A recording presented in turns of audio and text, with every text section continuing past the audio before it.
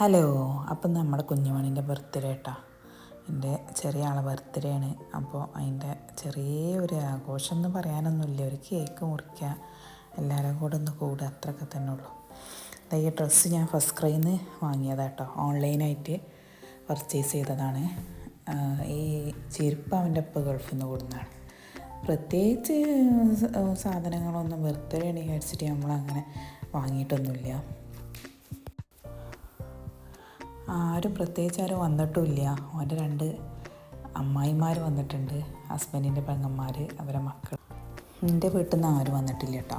എൻ്റെ sister delivery കഴിഞ്ഞിട്ട് delivery സെൻറ്ററിലാണ്. അപ്പോൾ എൻ്റെ അമ്മ അവിടെയാണ്. അപ്പോൾ അവിടുന്ന് ആരും വലിയ വരാൻ, എനിക്കൊരു സിസ്റ്റർ തന്നെ ഉള്ളൂ. അപ്പോൾ ഈ ബർത്ത്ഡേ ആയിട്ട് മറ്റാൾ നല്ല മൂഡൊന്നായിരുന്നില്ലെന്ന്. അപ്പോൾ ഒന്ന് കുറച്ച് നേരം ഉറങ്ങി എണീറ്റ മൂഡ് ഓഫിലാണ്.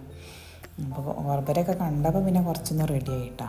കുട്ടികളൊക്കെ കൂടെ കണ്ടപ്പോൾ കുറച്ച് റെഡിയായി ആൾ. പിന്നെ കളിയും ഇതൊക്കെ ആയി മൂടൊക്കെ ഒന്ന് റെഡി ആയിക്കോട്ടെ വെച്ച് ഫോട്ടോ എടുക്കാൻ നമ്മൾ വിചാരിച്ച മാതിരിയൊന്നും അവന് നിന്ന് തരൂല. അതെല്ലാ കുട്ടികളും അങ്ങനെ തന്നെ ആയിരിക്കട്ടാ. പിന്നെ എന്താ നമ്മൾ കേക്ക് മുറിക്കുകയാണ്. കേക്ക് മുറിക്കണേനൊക്കെ സഹകരിച്ച് അതൊക്കെ നല്ല സന്തോഷമായിരിക്കണം. പക്ഷേ കേക്ക് മുറി കഴിഞ്ഞിട്ട് പിന്നെ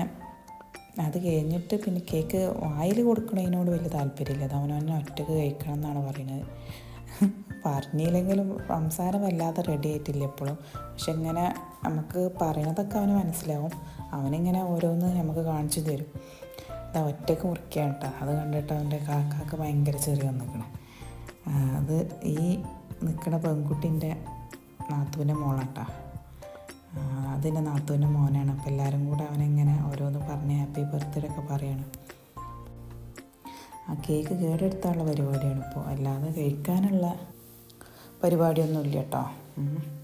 അതെങ്ങനെയെങ്കിലും ഇപ്പം മുറിച്ചൊരു വിധമാക്കുന്നാണ് തോന്നണത്. ഇപ്പം മുറിയൊക്കെ കഴിഞ്ഞപ്പോൾ എല്ലാവരും കേക്ക് കഴിക്കൽ തുടങ്ങിയിട്ട്. ഇത് 2ാമത്തെ ആളാണ്. അവന് ഇപ്പോൾ ക്യാമറ കണ്ടുള്ള പരിപാടിയാണിത്. ഇതാണ് ഞങ്ങളെ വീട്ടിലെ ജഡ്ജ്മെൻറ്റ്. പറഞ്ഞാൽ ഭയങ്കര എന്താ പറയുക, എല്ലാ കാര്യത്തിനും ഉഷാറാട്ടോ. അതാണ് അങ്ങനെ പറയുന്നത്. ഇതിൻ്റെ നാത്തൂൻ്റെ 2ാമത്തെ ആളാണ്. അതാണ് അവൻ ഒറ്റയ്ക്ക് കേക്കൊക്കെ കഴിക്കൽ തുടങ്ങി. പകുതി ആ ഡ്രസ്സുമ്മലാക്കി.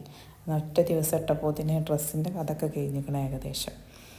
അതെല്ലാ കുട്ടികളും അങ്ങനെയാണല്ലോ അല്ലേ. കേക്ക് ഫുഡ് ഒക്കെ ഡ്രസ്സിലായിരിക്കും.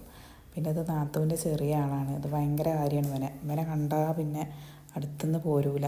തൊട്ടിട്ടും തലോടിയിട്ടും നമുക്ക് പേടിയാണ്. ഇങ്ങനെ ചെറിയ കുട്ടികളാകുമ്പോൾ ഇങ്ങനെ തൊട്ട് തലോടി നിൽക്കണാകുമ്പോൾ. അപ്പോൾ ഇങ്ങനെ അവൻ്റെ അടുത്ത് പോയിട്ട് ഇങ്ങനെ നിൽക്കുകയാണ്. അപ്പോൾ നാത്തൂൻ്റെ മോളാണ് ഫോട്ടോ എടുത്തിൻ്റെ ഹലോ കേട്ടാൽ എൻ്റെ നാത്തൂൻ്റെ മോള് പറയും ജോർജ് സാറ് ഹലോ ആര്യാണെന്ന്. അങ്ങനെയൊക്കെ പറയണതാണ് അവർ. 1-2 ഫോട്ടോക്കൊക്കെ ഇങ്ങനെ നിന്ന് തന്നിട്ടാ.